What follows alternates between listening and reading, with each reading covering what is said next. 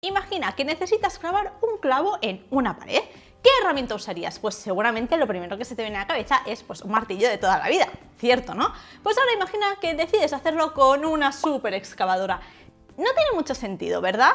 Pues eso es exactamente lo que estamos haciendo con la inteligencia artificial hoy en día, y no es algo que diga yo, sino que un grupo de investigadores de Nvidia han publicado un paper que va completamente a contracorriente de la narrativa dominante. Hola, yo soy Esther y en el vídeo de hoy vengo justamente a hablarte de este paper. Su título ya lo deja claro: Small Language Models are the future of agentic AI. Es decir, los modelos pequeños de lenguaje son el futuro de la IA basada en agentes. Publicado en junio del 2025, este trabajo la verdad es que no viene de cualquiera, sino que está firmado por gente que literalmente está en el núcleo de esta industria. Y lo que plantean es un cambio de mentalidad radical. El futuro de los agentes de la IA no pasa por modelos cada vez más grandes y más costosos, sino por modelos más pequeñitos, eficientes y especializados. Y esto no es la primera vez que lo oigo. De hecho, en mi podcast en enero del 2024 ya comentaba que en los círculos de la IA ya iba resonando cada vez más que se iban a utilizar modelos muchísimo más pequeños, porque los modelos gigantes era como matar moscas a cañonazos. Pues bien, ahora ya tenemos una confirmación por parte de una de las grandes, que es lo que nos permite que empecemos a hablar sobre ello. Para entender la relevancia de este paper tenemos que ver primero el problema de fondo. En 2024, el mercado de las APIs de los Large Language Models, es decir, de los grandes modelos de lenguaje tipo ChatGPT, generó unos 5,6 mil millones de dólares y sin embargo la inversión en infraestructura fue de una minucia 57 mil millones. ¿Qué quiere decir esto? Pues que por cada dólar que se ingresa están invirtiendo 10 en mantenerlo. Y eso sería súper aceptable si al menos estuviéramos invirtiendo en algo que sabemos que va a escalar de forma eficiente. Pero la realidad es que esto no ocurre. Y esta desproporción es tan brutal que pone de hecho en duda la viabilidad a largo plazo de seguir inflando los modelos sin medida. Mientras tanto, la adopción de agentes de IA no hace nada más que crecer y crecer y crecer. Más del 50% de las grandes empresas ya lo utilizan de una forma u otra y en el último año se ha añadido un 21% adicional. Por lo tanto, tenemos un mercado que hoy en día vale 5,2 mil millones de dólares y que puede llegar casi a los 200 mil millones en 2034. Y aquí es cuando entra Nvidia diciendo, a ver. Estamos aquí gastando cantidades obscenas de recursos y quizá la verdad es que no estamos haciendo lo más inteligente. Pero claro, antes de meternos en estos argumentos técnicos necesito aclarar algunas cosillas. Lo primero de todo, si quieres una explicación completa de qué es exactamente un agente de inteligencia artificial y cómo funciona, te recomiendo ver un vídeo que ya publiqué en el canal y que lo voy a dejar enlazado. Así que no voy a repetir esta explicación que es imprescindible para entender el paper, porque si no se nos va a hacer eterno. Pero ese contexto te ayudará a seguir muchísimo mejor lo que ahora voy a explicar, especialmente si no sabes lo que es un agente realmente o te piensas que una simple automatización de N8N o Make sí que lo son. Así que vamos al lío. Hoy usamos modelos con decenas o cientos de miles de millones de parámetros, algunos ya superan los 175 mil millones e incluso se habla de proyectos que rondan el billón. Sin embargo, la mayoría de las tareas que resuelven los agentes de IA, como puede ser formatear datos, hacer consultas simples o generar fragmentos de código, la verdad es que no necesitan tanta capacidad. Con un modelo 10 o 20 veces más pequeño ya sería suficiente. Que los modelos sean tan grandes para tareas tan específicas tiene algunos inconvenientes. Y el primero de todos es el coste. Según el paper, los modelos pequeños pueden ser entre 10 y 30 veces más baratos de ejecutar que un gran modelo. Y cuando hablamos de millones de consultas diarias, esa diferencia se traduce en una pequeñita cantidad de unos milloncejos de dólares al año. Luego tenemos la latencia. Un LLM en la nube puede tardar cientos de milisegundos en responder, mientras que un modelo más pequeñito que puede correr en local puede ser muchísimo más rápido. Y en un sistema de agentes que encadenamos decenas de llamadas, eso marca la diferencia entre algo usable o algo bastante desesperante. Tercero, tenemos lo que es la dependencia. Si construyes todo tu sistema sobre APIs como GPT-4, 5 o Claude, dependes de servicios externos que pueden caerse, de políticas que pueden cambiar de un día para otro, de límites de uso, de privacidad incierta y de otros tropecientos de variables más. Con un modelo pequeño, con tu propia infraestructura, todo esto desaparece. Y para finalizar tendríamos el impacto ambiental. El paper no da cifras exactas, pero recuerda que el consumo energético de entrenar y usar LLMs a gran escala es algo colosal y que no es sostenible seguir multiplicando su tamaño. Con todo este contexto, NVIDIA estructura su argumento en 3 pilares muy claros. El primero de todo, los modelos pequeños ya son lo suficientemente potentes como para ser usados. Esto no es una promesa futura, sino que es una realidad de hoy en día. Podemos ver algunos ejemplos que cita el paper, como es el Phi-3 Small con tan solo 7.000 millones de parámetros, que iguala o incluso supera a modelos que son 10 veces más grandes en comprensión de lenguaje, razonamiento y generación de código. Luego también tenemos Nemotron H con 9 billones de parámetros y una arquitectura híbrida. Luego tendríamos el caso de Nemotron H, que tiene además una arquitectura híbrida y consigue lo que antes requería 30.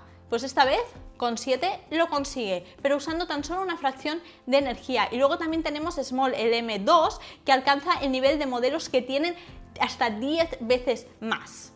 Y cabe literalmente en un dispositivo móvil.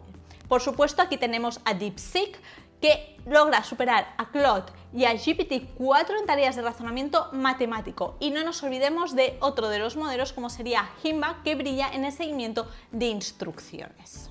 ¿Todo esto en qué se traduce? En que lo que hace 2 años necesitaba un modelo enorme, hoy lo puedes conseguir con uno más pequeño.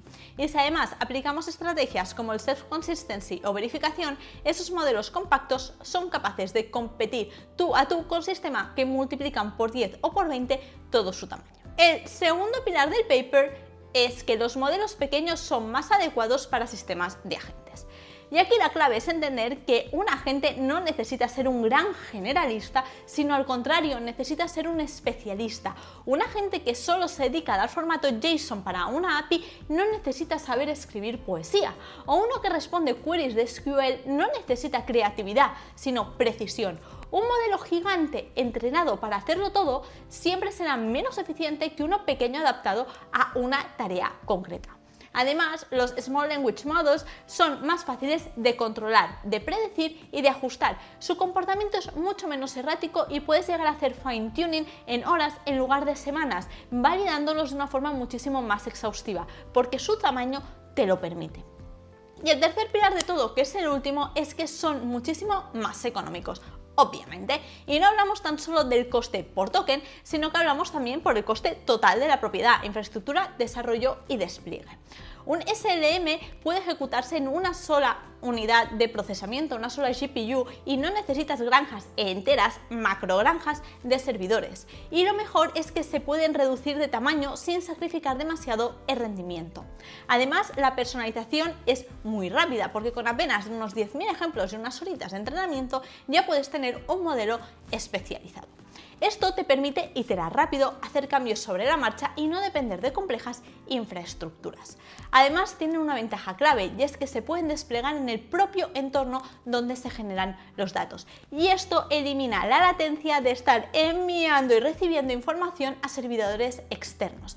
Y al mismo tiempo, como toda la información no sale de tu infraestructura, se simplifica la gestión de la privacidad y el cumplimiento de las regulaciones. Pero con todo esto que te he contado, quizá ahora pienses, vale, genial, esto suena muy bien, pero a ver, esto, ¿tenemos práctica? No, dame ejemplos. Siento decepcionarte que no. El paper no prueba sistemas reales en producción, no lo prueba, pero sí que analiza algunos ejemplos de agentes de código abierto y muestra hasta qué punto gran parte de su trabajo podría acabar delegándose a un Small Language Model. Así que vamos a analizar los 3 casos reales de agentes de código abierto que analiza este paper. El primero de todo es MetaGPT, que simula una empresa de software con distintos roles. Aquí alrededor del 60% de las llamadas eran cosas muy repetitivas. Genérame código, documentación, valídame una sintaxis. Todo eso podría ser reemplazado por un SLM muy especializado. El segundo caso es el de Open Operator, que es un agente que automatiza workflows completos. El análisis mostró que aproximadamente un 40% de sus llamadas podían hacerse con modelos más pequeños, parsing de comandos, generación de mensajes basados en plantillas, decisiones básicas. Y el tercer caso es Crodle, un agente que controla interfaces gráficas. Lo sorprendente es que hasta el 70% de las iteraciones podían ser manejadas por SLM, porque los patrones eran repetitivos y predecibles. Con esta evidencia la conclusión es clara. El futuro no es todo Large Language Model ni todo Small Language Model. El futuro sino va a ser una combinación inteligente de ambos sistemas. La propuesta de NVIDIA no consiste en eliminar los Large Language Models, obviamente, sino usarlos donde aporten valor y delegar el resto a modelos muchísimo más pequeños. En mi opinión, podemos imaginar un sistema de unos 3 niveles. Un Large Language Model muy grande en la parte superior para interfaz humana, que sea capaz de entender un contexto muchísimo más amplio y comunicarse con muchísima más naturalidad. Luego modelos que van a ser más medianos en el centro, que coordinan, planifican y descomponen tareas. Y finalmente en la base, donde tendremos un montón de pequeños modelitos especializados que van a ejecutar cada uno una tarea en concreto con muchísima más eficiencia. Esto es una interpretación mía, por supuesto, no es un diagrama literal del paper, pero refleja bien cuál es la filosofía, usar la herramienta correcta para cada trabajo en concreto. Ahora bien, esto no es algo en lo cual todo el mundo esté de acuerdo y que piense que los Small Language Models son el futuro. De hecho, el propio paper recoge las principales contraargumentos. Y es que hay 3 grandes contraargumentos que suelen aparecer en las conversaciones sobre este tema. El primero de todo tiene que ver con las famosas scaling laws, lo que serían las leyes de escalado. Estas leyes estadísticas muestran que en general, cuanto más grande es el modelo, mejor rinde. Y es cierto hasta un cierto punto. A más parámetros, más capacidad de comprensión, totalmente cierto, y es más hábil para generalizar. Por supuesto que sí. Y por eso hay gente que dice, los modelos pequeños nunca podrán estar a la altura, porque el tamaño manda. Pero aquí hay un pequeñito matiz que aporta el paper, y es que esas leyes explican una tendencia global, pero no significa que para tareas específicas no podamos hacerlo con estos atajos. Con técnicas de destilación, con arquitecturas híbridas y con entrenamiento especializado, un modelo pequeño puede acercarse mucho y en ciertos dominios incluso llegar a superar a modelos muchísimo más grandes. Además, piensa que cuanto más grandes son los modelos, es verdad que tienen más contexto, pero también tienen más palabras predictivas y puede llegar a haber como un poquito más de confusión, y por lo tanto necesitamos además más ventana para poder tratar con ellos. Por lo tanto, para mí no son la panacea los Large Language Models. Por si no ha quedado claro, yo soy muy partidaria de estos Small Language Models. Porque es que piénsalo en frío, ¿tiene sentido que si yo voy a trabajar en un despacho de abogados, mi modelo sepa de física cuántica, sepa de mecánica, sepa de según qué tipo de cosas? Pues no, la verdad es que no tiene mucho sentido. El segundo contraargumento es económico. Centralizar en grandes modelos parece como más económico. Si tienes una super infraestructura ya montada, pues oye, el coste marginal de servir consultas puede reducirse. Es el argumento de economía de escala, que un modelo gigante compartido por millones de usuarios sale muchísimo más rentable que miles de modelos más pequeñitos. Pero el paper señala que eso solo es cierto en determinados escenarios. En muchos casos, el coste de red, la latencia y las limitaciones de privacidad hace que los SLM ejecutados en local o en infraestructuras más simples sean muchísimo más competitivos. Y el tercer contraargumento es casi psicológico, y es lo que yo llamo el síndrome del casino. Y es que las empresas ya se han gastado tanta pasta en GPUs, en contratos, en equipos, que ¿quién va a asumir que quizás esa inversión no era la más eficiente a largo plazo? Así que aquí consiste en seguir apostando por algo solo porque has gastado ya mucho dinero en ello. Y el paper es claro en esto. Reconocer ese sesgo pues puede ser el primer paso para corregirlo. En resumen, aunque los LLMs grandes seguirán teniendo un papel importante y fundamental, la evidencia apunta a que en la mayoría de casos prácticos los modelos pequeños son más sostenibles, más adaptables y, lo más importante, más rentables. Pero claro, incluso teniendo razón en el plano técnico y económico, pasar de la teoría a la práctica no es algo trivial. Hay unas barreras muy concretas que todavía tenemos que superar. Los autores del paper identifican 3 barreras principales. La primera es la inversión hundida, lo que yo he llamado el síndrome del casino. Ya hemos gastado miles de millones en infraestructuras de LLMs y ahora la verdad es que coger y decir nos equivocamos, pues no hace mucha gracia. La segunda son los benchmarks. Las pruebas actuales miden quién es mejor en general, pero no quién es más eficiente en algo muy específico, y esto obviamente favorece a los gigantes. La tercera es una cuestión de percepción y marketing. Decir que usas GPT-4 vende muchísimo más decir que usas Kailidama, aunque sea muchísimo más eficiente, no suena tan bien. Y para superar estas barreras, el paper propone un algoritmo de migración en 6 pasos. El primero de todos, la instrumentación. Añadir registro detallado de todas las llamadas que hace tu agente, especialmente las que no vienen de usuarios humanos. Solo así sabrás en qué se está usando realmente el modelo. Y después viene la recolección.